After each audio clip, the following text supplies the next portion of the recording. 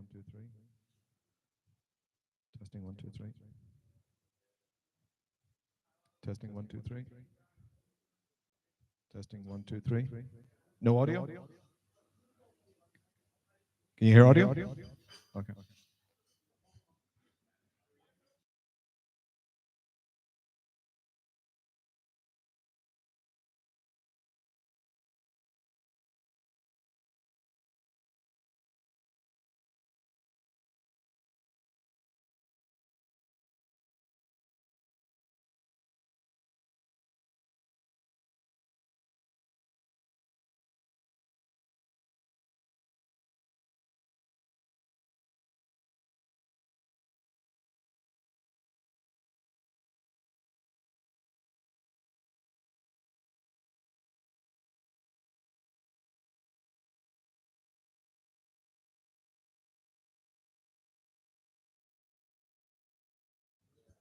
Testing 1, 2, 3. No audio? Testing 1, 2, 3. No audio? Testing 1, 2, 3. Testing 1, 2, 3. 4, 5, 6.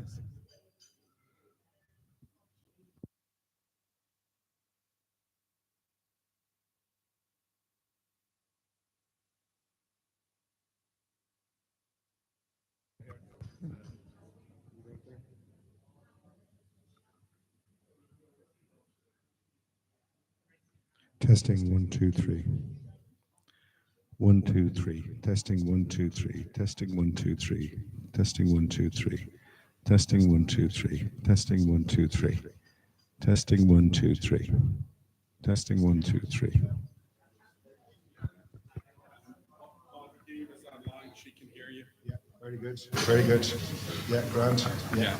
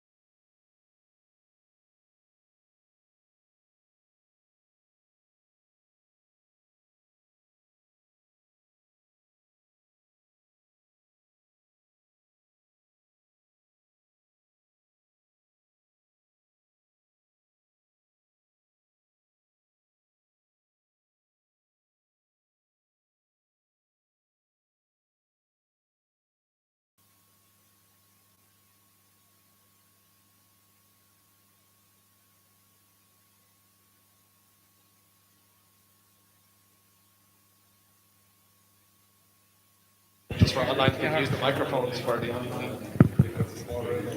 Oh, yes. Yeah.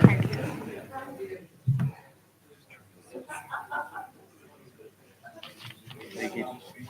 I don't understand. We've been sitting in flat for the last few days. I've noticed everywhere.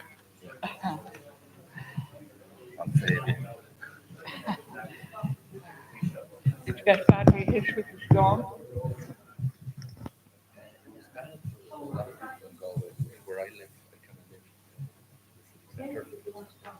You were cocooned. Yeah, we were very lucky about the way the wind came in. Because I'm 900 foot above sea level, like straight up near the Carlow border.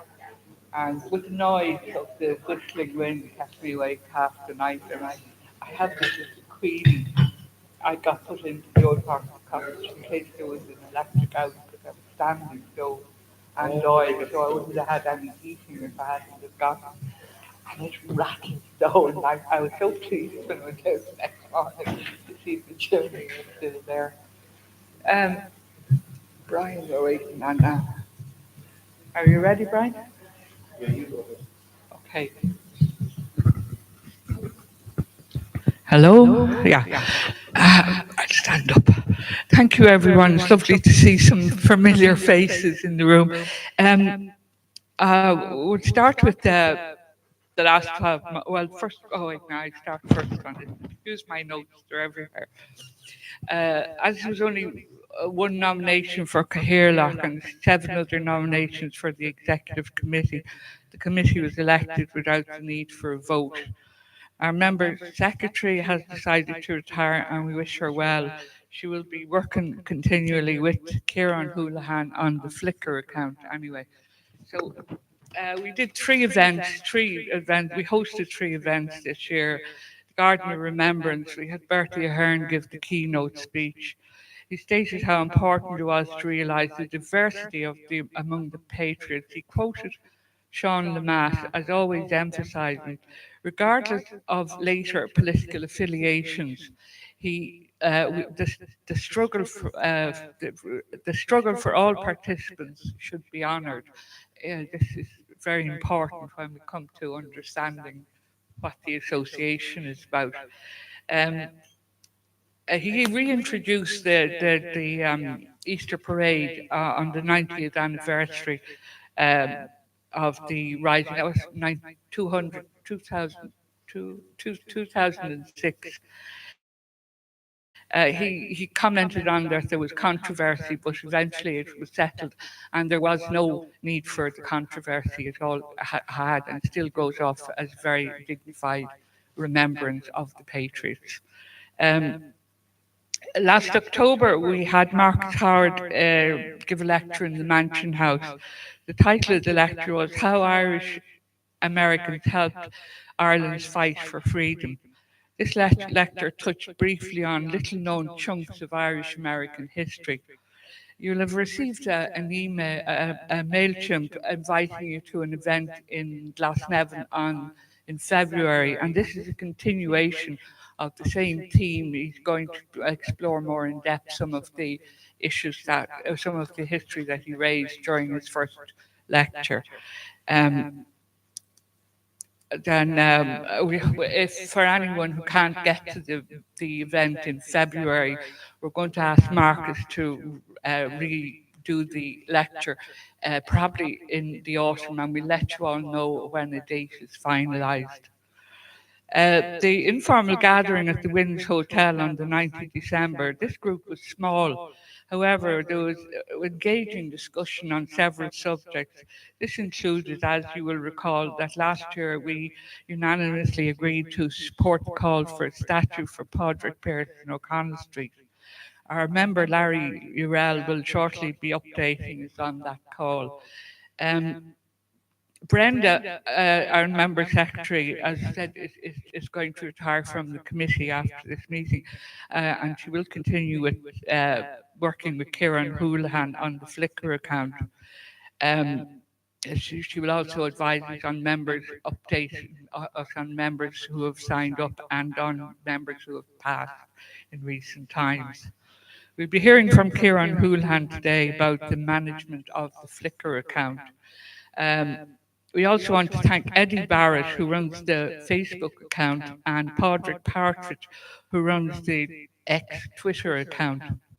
The members representing our association attended a host of events in Dublin and around the country in the last 12 months. The state commemorations at Easter Sunday, the commemorations at Arbor Hill, the Michael Collins commemorations at Rosscarbery and at Mail na Bláth, and the Dickey commemorations at Finglas. So I think that's all I have to say. I'll pass you on now to Tig to give his financial report. And thank you.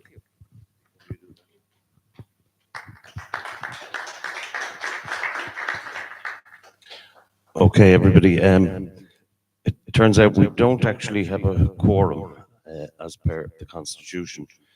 The quorum is 30. We've 20 in the room, I think, and 4 online. So we're actually slightly below the quorum. Now, I would propose that we hold the meeting anyway, but I don't think we are in a position until we have a quorum to make any decisions. So I don't know where that leaves the election of an officer board or an executive. I don't know, does anybody have any views on how we best? Sorry, excuse me. No, I just brought this with me, so we can just put it to the meeting.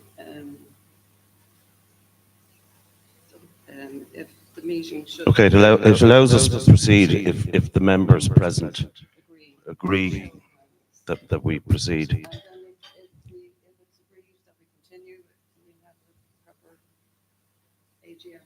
So it's up to the people here to say whether they want to continue with the meeting without reaching the quorum, or they think we shouldn't continue. So, Green, Okay, so those who wish to continue, yep. We're short 6.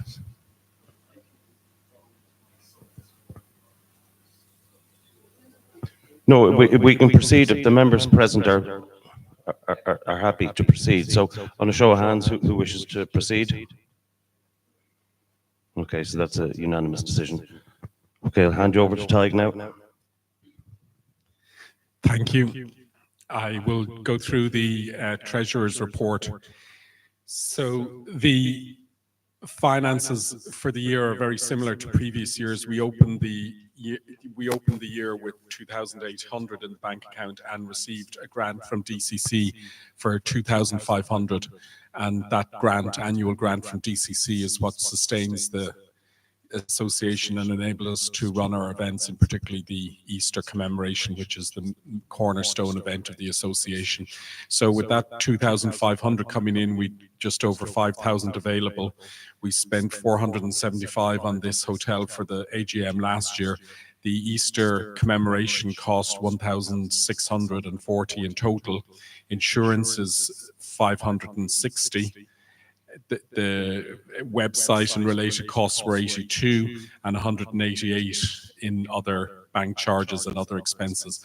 So we spent just under 3,000 euros, which leaves us with a very slightly reduced bank balance at the end of the year, 2,300 going into this year.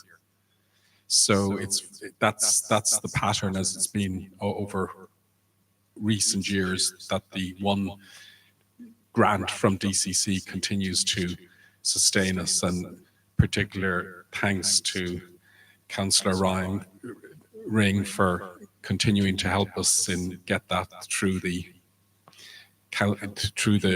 bureaucracy in Dublin City Council, that it comes in every year and enables us to continue. Any questions on the accounts?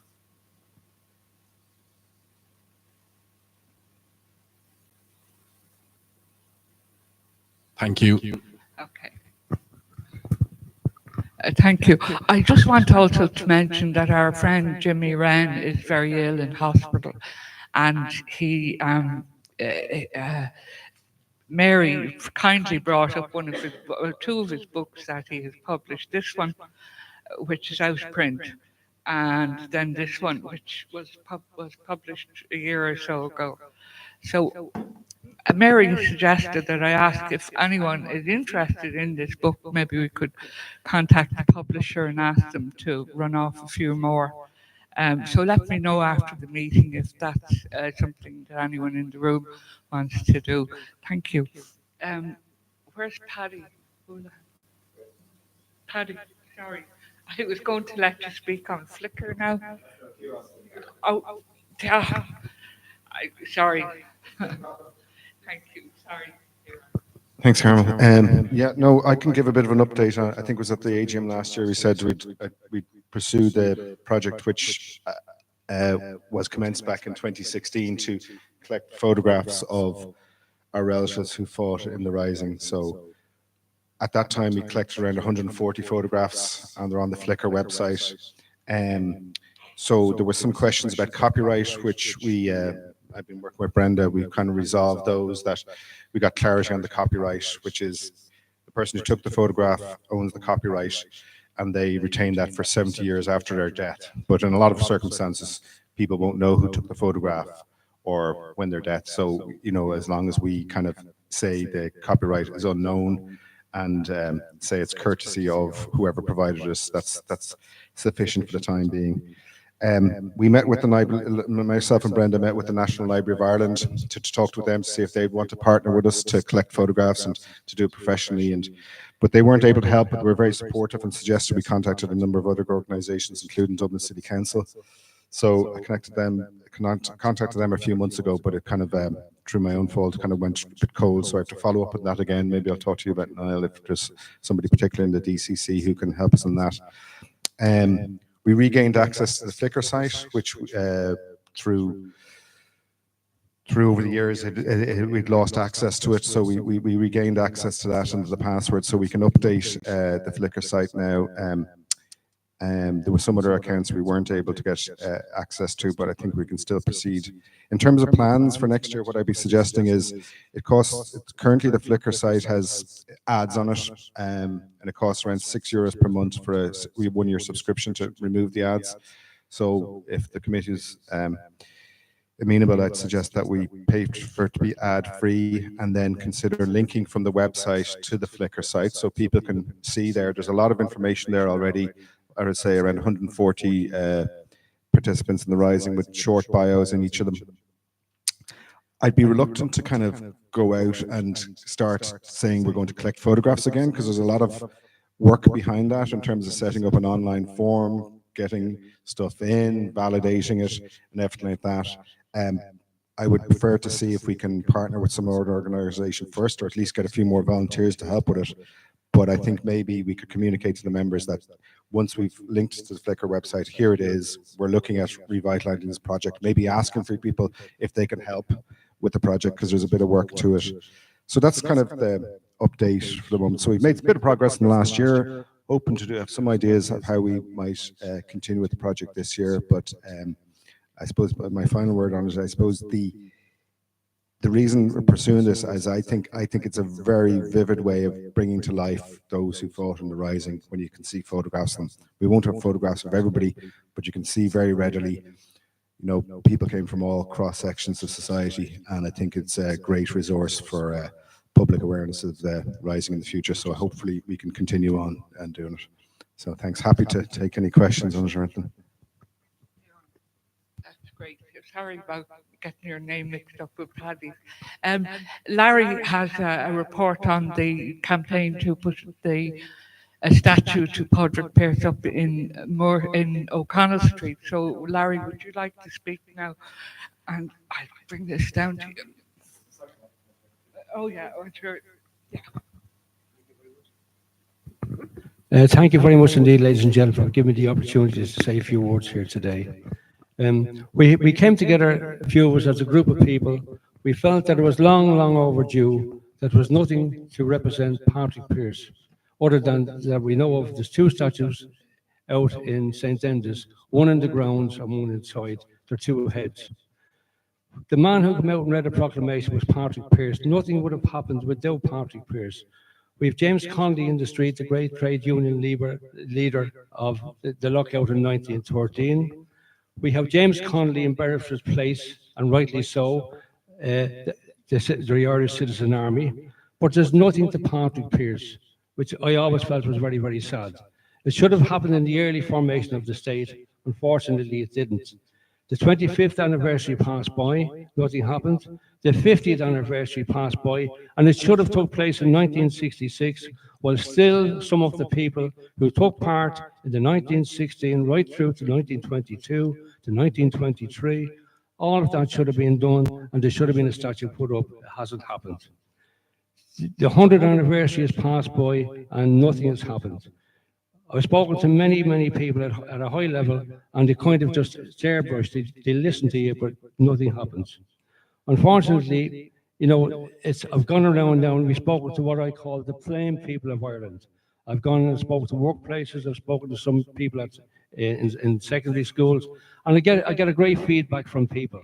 So I feel that it's something that's doable and should be done, and we're hoping that it will be done.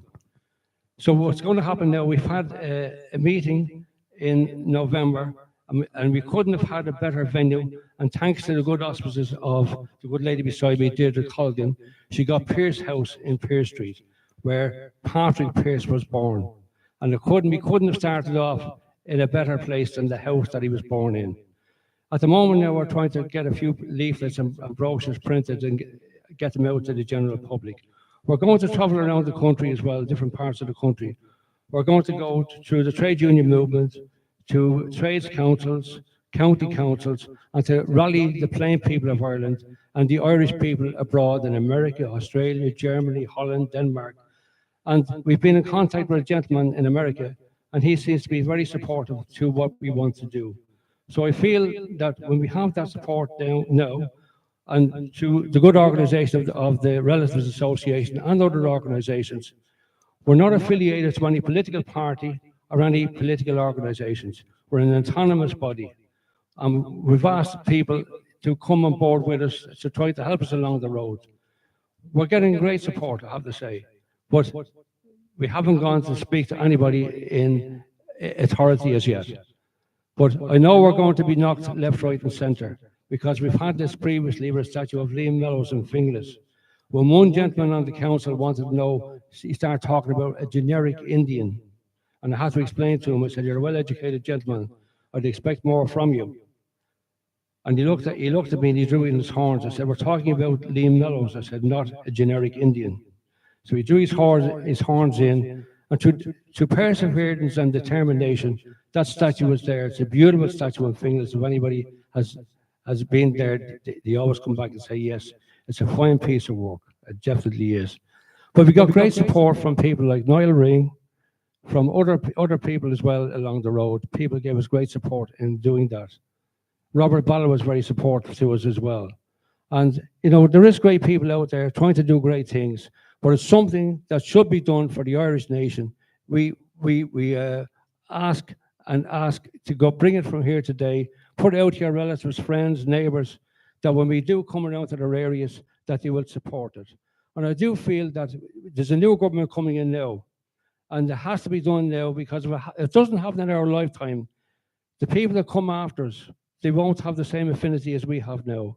We represent here this evening here in the relatives who went out and took part in the week of 1916 and through this and right through up to 1923.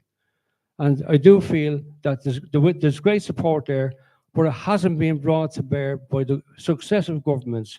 They've pushed things onto the back boiler. Now we're ready to start, and hopefully in the next couple of weeks now, you'll hear a lot more from us. And thank you very much again for giving me the opportunity to speak here this evening. Thank you. Thank you, Larry. Are you going to get a petition together? Would that be a way forward? Yeah. Right.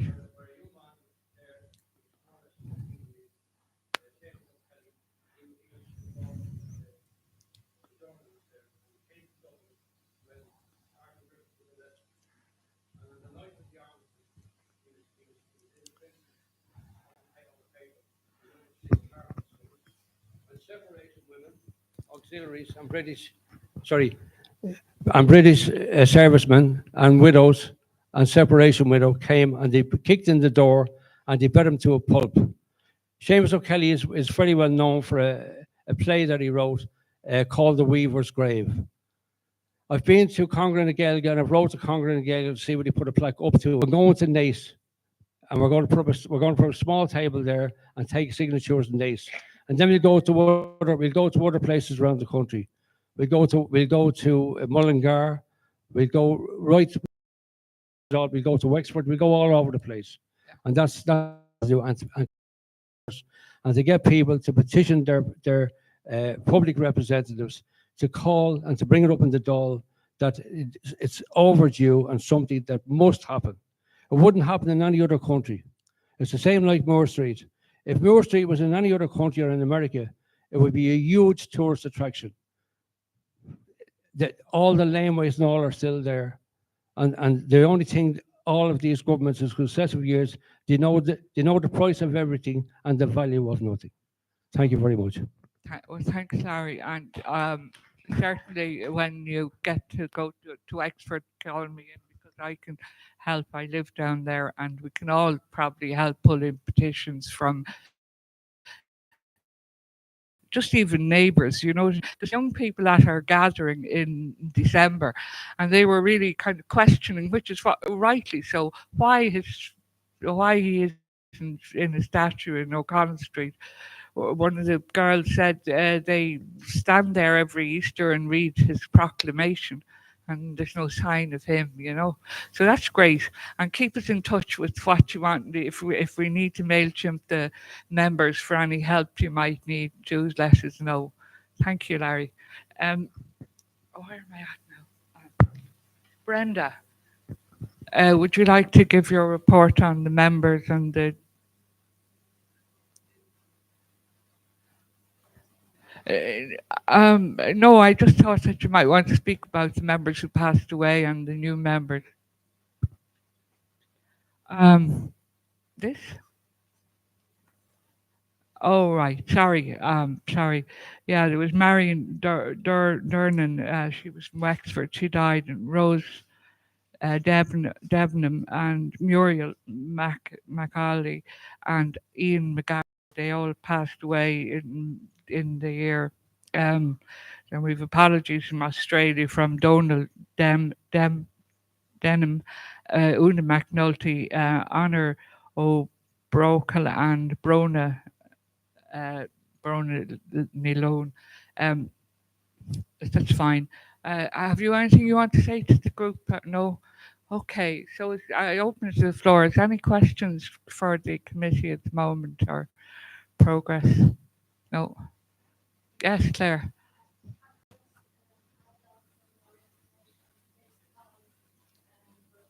Sure. Actually, do you want to give that report now, Claire, if you'd like to come up?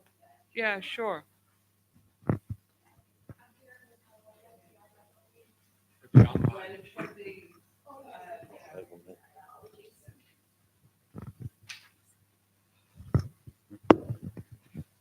I represent the 4th Battalion Dublin Brigade Relatives Group. My name is Claire Eager.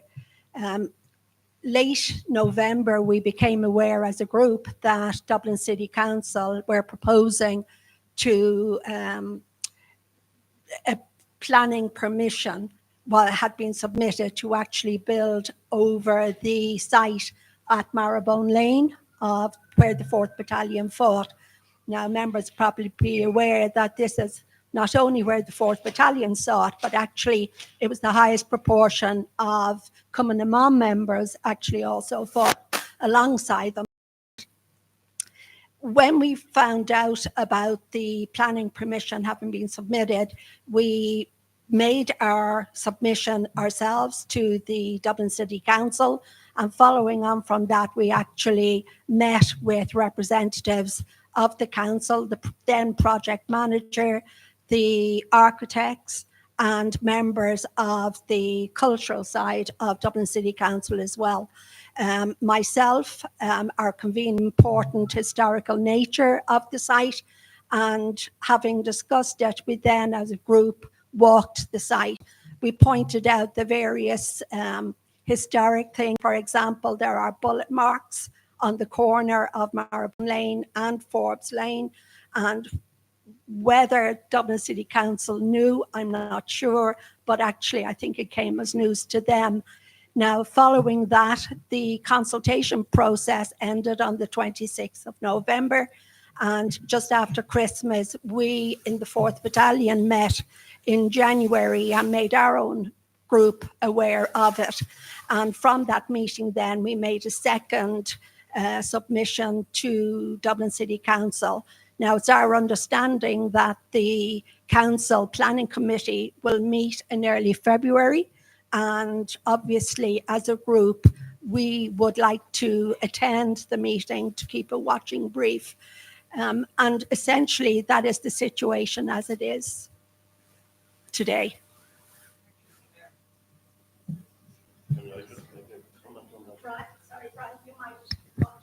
Yeah, just to point out that meeting that we had with the planners and the architects and everything else in DCC, I would have to say, in fairness to DCC staff, they were actually very open to us. They took on board what we were saying about the original structures that still remain. There was one part of the wall which they were proposing to remove, but what they immediately agreed to do, now the reason they were removing it is because of traffic flow and vision, that if they left it in the position it was in, it was creating a traffic hazard for motorists and pedestrians. But when that issue was raised with them, they immediately agreed that they would take it down, that section of the wall, and reinstate it within the new development that they're planning. Equally, they agreed to meet with Clare and the 4th Battalion people subsequent to the meeting we had with them at the end of last year. And as Clare said, it's our intention to actually be there and present when the council are discussing it, and they were open to that as well. That's a significant change in DCC. In the past, they haven't been as open as they were this time around. So I think they've begun to learn lessons from some of the previous projects they've worked on, that we actually need to retain historical fabric as best as we can within the development. They also said that they offered to allow the 4th Battalion actually provide names for some of the new streets or alleyways that they'll be creating within the development, and to stick up appropriate signage. So I think it was a very positive meeting we had with them, to be honest. That's great. Thank you, Brian. Has anyone any questions for Claire or Brian? No? Okay. I'm not. Well, I leave the open to the floor to speak on any subject that they want to. Is there anything that we would like the committee or the members to know here? Claire? Sorry, I get down. Oh, Brian, go. Sorry, thank you. Just on the Graves database, I'm currently inputting material already received, and I'd like to thank everybody who have already replied to the committee's email. I've had replies from as far away as Australia, America, and Canada. And apart from those who have already replied from within Ireland, obviously this will be an ongoing project. I think it's the incoming committee's intention that at some stage the information be placed on the website, but how that is produced has not yet been decided. So as I said, I'd just like to thank everybody, and if you haven't already sent in your details, I have some forms here that more than welcome to take away and complete them here, and I'll take them home with me and input the data. Thank you, Claire. You did that, gentleman with the black jacket. Hello, I'm the grandson of Captain Michael Smith of the 2nd Battalion, and the gentleman, Niall Ring, has helped me get his book published. I haven't got it done yet. I've been very ill for a while, but Niall has helped me get my grandfather's book done. But how would you go about getting document for the 2nd Battalion? He was Captain Michael Smith, and he done a lot of stuff in 1960 and the Civil War, to get it up and running, sort of, to represent the 2nd Battalion. I don't know who's representing the 2nd Battalion. I don't know. That's what I'm saying. I don't know. That's all. No, that's fine. Can anyone help with that? Is there? No. Well, we should look at it really and see who's members of the 2nd Battalion relatives. And the book is getting done, so that'll be great. It'll identify even more of the.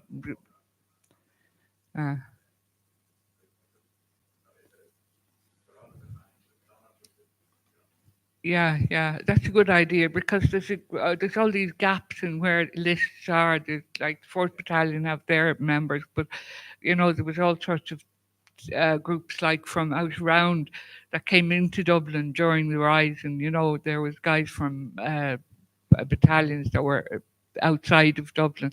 So it'd be great to get a fix on what battalion all these patriots belong to during the rise, and that's great. Thank you.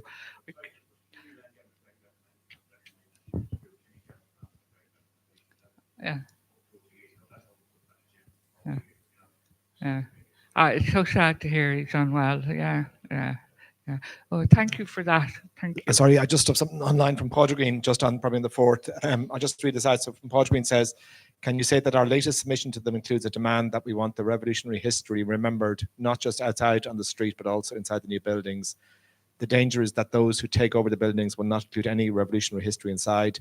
DCC have been helpful, but already there is a new DCC project manager, and she says she convened the meetings. That's from Padraig Green about the 4th. Okay. Yeah, I really don't know how to reply to that. There's no need to reply. I think that's just a point of information. We can read it into the minutes. Yeah, thank you. And is there anything else then that we haven't covered, or that Mary? Sure, go ahead.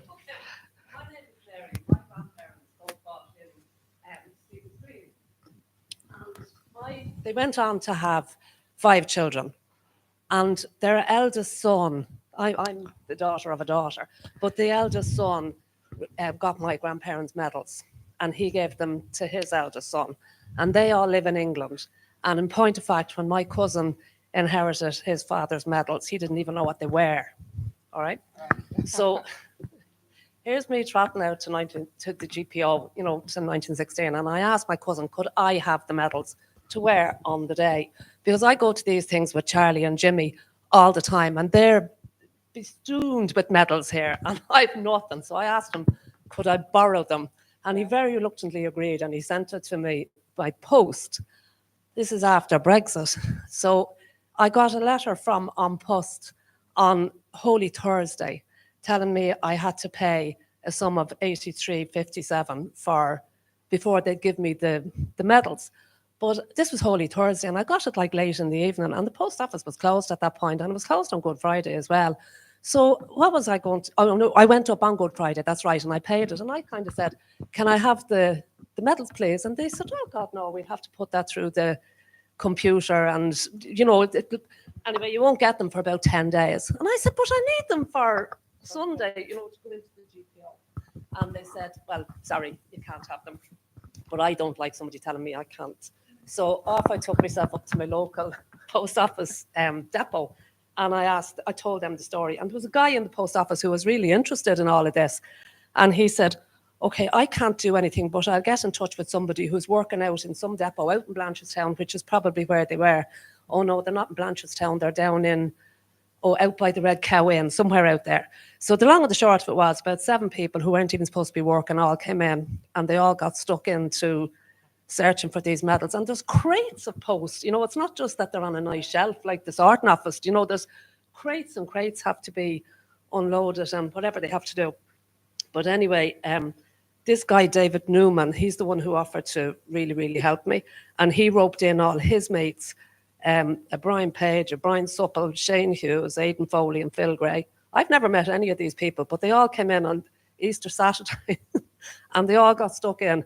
And it took them 30 hours, but guess what? They rocked up at my house with the medals late on Easter Saturday night. So I wrote to An Post about this, and I also wrote to the GPO, who were not one bit helpful, but they did nothing about it. But An Post published this letter in their trade union booklet out to every member out there. So that's just it. There's a little letter there of a nice story of An Post workers helping us all out with the medals. Thanks very much, Mary. And you left out the bit about the policewoman helping you sew them onto your coat.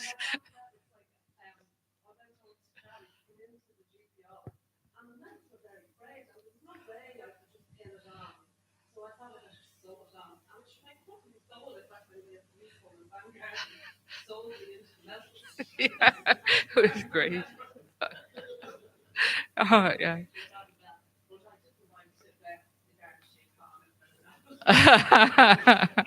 Thanks, Mary. That's really good to hear. Yeah. So,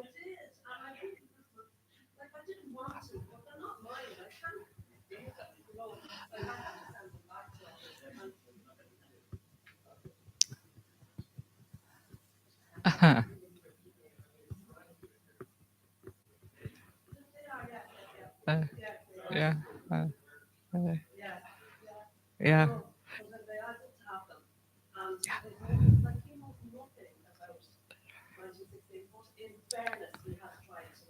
Yeah, yeah. And he did send you the medals.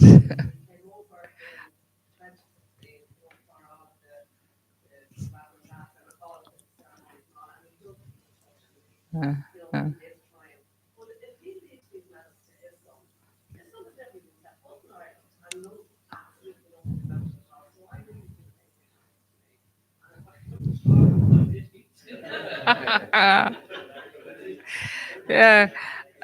I have another story from Wexford about medals. There's a lovely woman down in Enniscorthy, and her father was in the Rising, and she had his medals.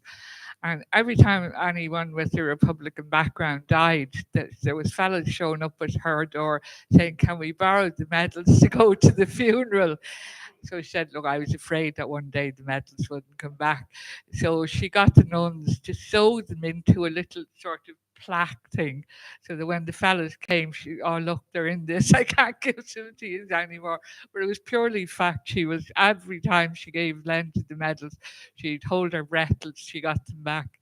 So yeah, there's lots of stories about the medals, and that, yeah, thanks, Mary, for that. That's really cheered it. Just Mary, thanks for the wonderful story. One thing that can sometimes help is if your family decides to establish a trust, so that you recognize that these are all your heritage, not the ownership of any one person, and that can help within the family. So that's what we did, where a lot of items came into the possession of my mother, and when she died, there wasn't one obvious person to inherit it, and she didn't specify who it should be inherited by. And the worst thing that can happen to historical nature items of this nature is if the provenance becomes obscure or unclear. So did your cousin's father and grandfather make clear in his will who should inherit them? So rather than getting into a dispute, which no family wants, a trust can be kind of a middle ground where you all share it. Yeah, it can be done in a very informal way. And it's just a way of sharing the heritage across the family so that you all share in it. Because of course you should wear the medals, and sending them in the post was really, it wasn't a clever thing to do in the first place.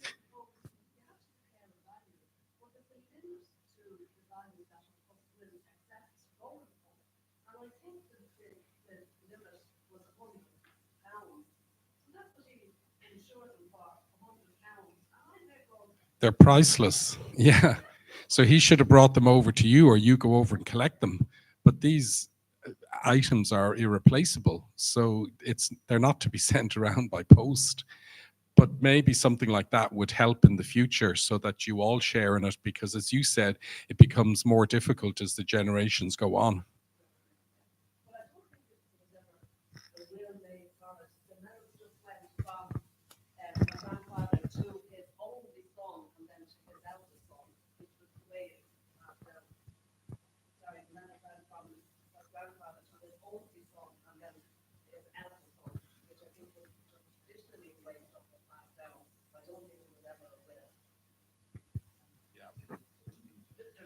the state that keep the, say, 1960 medals, like they have a cup part of Christy Wynns medal, and the other people, there's nothing like that in the state. No, we used to have the O'Connell School we used to have the O'Connell School who has donated a lot of Republican memorabilia was donated to them. I know Robert Monteith's medals were donated to the O'Connell School, and as that closed, I don't know where. I couldn't trace the medals after that, but yeah. Sort of once they fall into a void like that where there's an organisation who ceases to exist, and God only knows where the memorabilia that was donated to that organisation went to. Larry?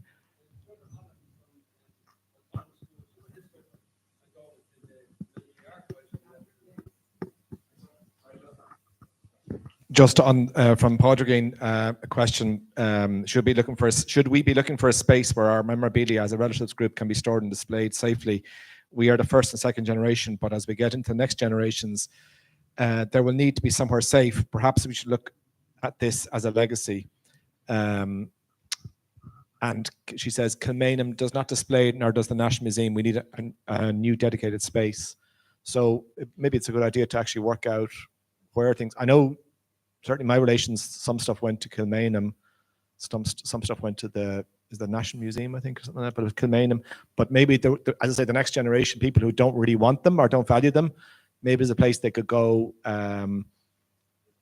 So yeah, sorry, that's just a good idea, I think. Yeah, I think that is.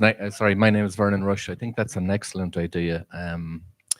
Niall, you might be able to answer this. There is discussions going on at the moment about the GPO, isn't there?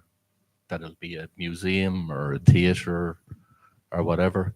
So, but is there?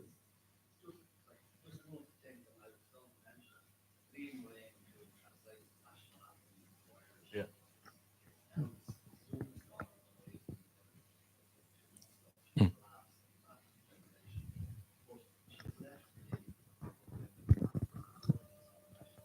Wow.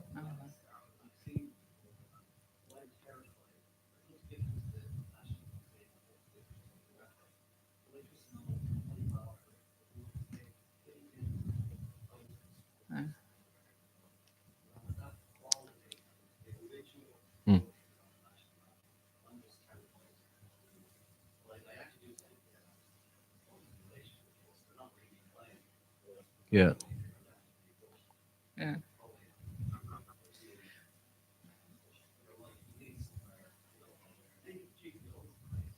Yeah. Maybe you and I can have a chat about that afterwards, because I've got Irish, a lot of 1916 memorabilia, which I bought in auctions.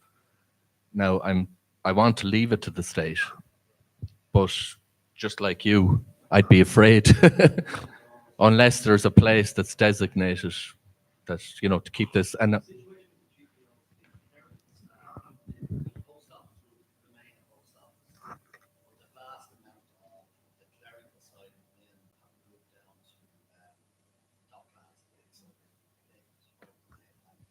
yeah.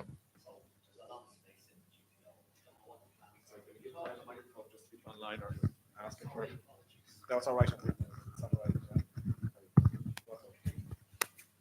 Yeah, just in relation to what Vernon was saying about getting a safe place. As I said, the GPO staff have gone down to the building there in the Docklands at the point, and the post office will remain open. We don't know what they're planning to do, but the chairman of the GPO is also the chair of this city centre renewal group that the government have set up. Yeah, so might be worth speaking to him. I'll be meeting him because I'm on there's the councillors on it. I'm one of the councillors on that group. So I'll certainly bring it up. It's an excellent idea. Very good idea, Paddy, yeah. People online are kind of animated by this as well. So I think my suggestion personally, apart from online, would be that maybe we set up a working group, to actually talk to Kilmainham. I think for National Archives actually are very good for paper stuff. I know I use them for research and all this stuff at auction, but maybe it's a good idea within the next year, this is me speaking now, that we actually have a working group to actually work out, maybe we can convince the GPO or Kilmainham Jail, whatever it is, to actually display the stuff or have it there and ability to actually go in and take a look. It can't be all displayed at the same time, but if it's archived properly, people can go in. I know the what's the place in Church Street? The monks, Capuchins are very good. If you want to research stuff, you just contact them and they'll take it out for you or whatever. So even that will be good. As long as it's catalogued and the catalogue is online and people go in and see it, it won't be lost. But the next generation, the danger is that people will just, it'll be lost for 100 years. So I would suggest a working group or whatever way we can do it to kind of slow march this to get. It seems like as the generations go on that the memorabilia is dissipating too widely. And yeah, a working group to see if we can get some permanent place to as a repository for 1916 memorabilia. It'd be a great idea. So yeah, we can set up a working group in the committee and see what way it pans out. And if you want to join in, sure, you'll have. Get in touch with Vernon, who's our public relations officer. He'll have all the information. Thank you. One of the Brian. difficulties in handing any material over is whether you actually donate it or whether you give it in trust as well, right?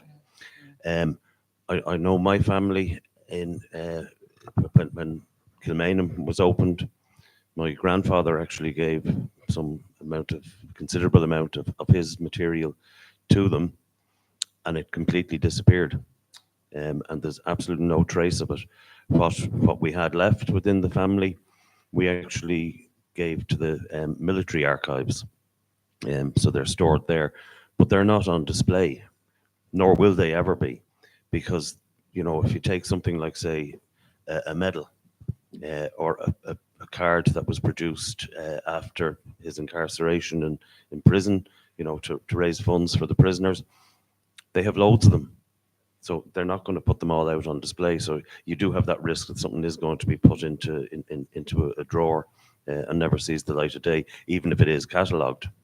But one place we haven't mentioned that might be appropriate for some of the memorabilia, they still will have the same problem about, you know, what might happen to it in the future, but is the future National Monument Museum on Moore Street, which we don't know exactly what's going to be going into it at this stage. The trust that we dealt with in the context of the ministerial group gave us a presentation in terms of what may ultimately go into that museum, but that's an alternative location which could be considered. But as I say, if a lot of us have the same memorabilia, like say medals, they're only going to want to display one or two of them, not have a load of them. Yeah, that's true. The other thing is that there was a display in the National Museum of, I remember it was a trunk that was belonged to Roger Casement. It was sent back by his friend, Dr. Curry. And there was uniforms of the Irish Brigade in Germany and things like that. Now, that vanished out of there. It was moved out to Collins Barracks. But when it got out there, I was looking at the uniform and there was no attributions to whose uniform it might have been. And there was lots of things that were in the National Museum that weren't on display. So like Brian is saying, they can get a lot of stuff, but they'll only display a certain amount of the what they receive. But let the committee look at this more closely maybe and see what can be done about it. As I said, this is our public relations officer, Vernon, and if we all work through Vernon, maybe we can come up with some sort of solution. Just on an aside, and a bit unrelated, but related to, the association actually has a couple of things on display in Cathal Barracks. And you may remember back in 2019, we put up in that December on lampposts around Dublin an election poster for Countess Markievicz that became a collector's item, and a lot of people took them down from the polls. That's actually in the museum in Cathal Barracks on display. And for the 100th anniversary of the truce, we posters designed for that. 2 different posters, which we erected again around the streets around the Mansion House, and we did a wreath laying ceremony at the Mansion House with the Lord Mayor. They're actually on display in the Private's Mess in Colborough Barracks. So that they're there for a couple of years now at this stage. Good to hear. Yeah, maybe we should list off all the repositories that we know of and then see what's there and what they would accept, and then come back to the members with the results of that kind of a survey, really. Isn't that the best way of going forward? And anyone who wants to make any contributions to where they think might be useful, you can email in to the association your thoughts on it. That's good.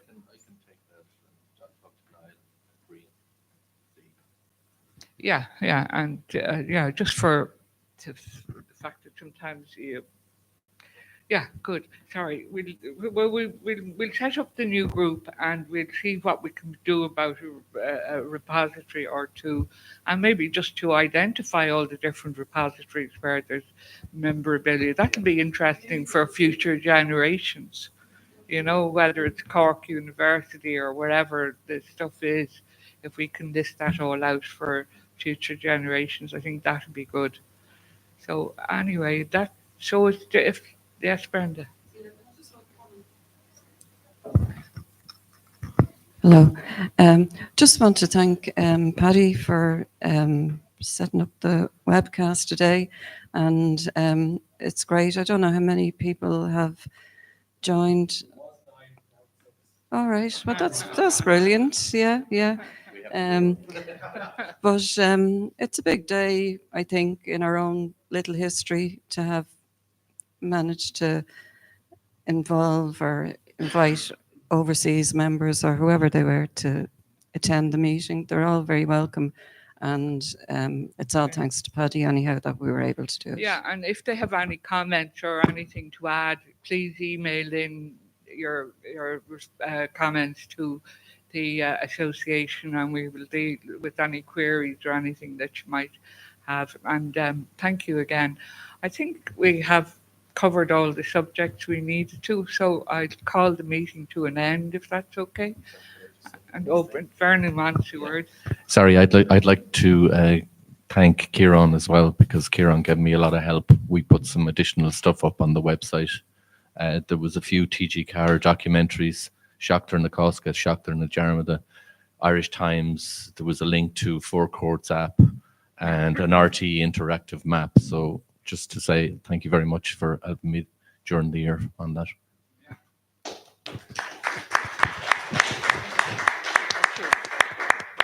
And by the way, Kieran, it's great that you got control of the Flickr account too. Again, thank you very much for all your work. And also Paddy for putting this on webcast. Thank you. So without further ado, I'll call the meeting to an end, and thank you very much. Thank you. Very